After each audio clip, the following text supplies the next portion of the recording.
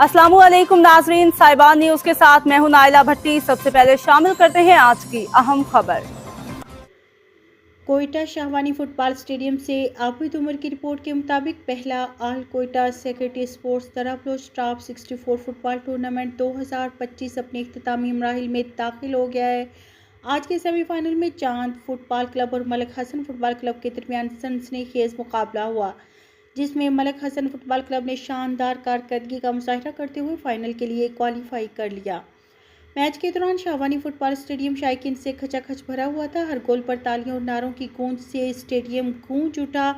तकरीब में मुतअद्दिद मुअज़्ज़ज़ शख्सियात ने शिरकत की, जिनमें मलिक रियाज अहमद शाहवानी, मलिक अमजद शाहवानी, मलिक मेहरुल्लाह शाहवानी, हाजी फैज़ शाहवानी समेत दीगर रमायदीन शामिल थे।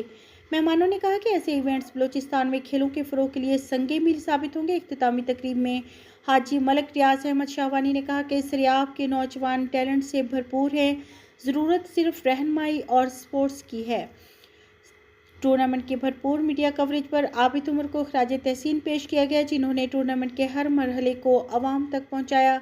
इंतज़ामिया ने फाइनल के तैयारियों का ऐलान करते हुए कहा कि खेलों के फ़रोग़ के लिए ऐसे इवेंट्स का सिलसिला मुस्तकबिल में भी जारी रहेगा।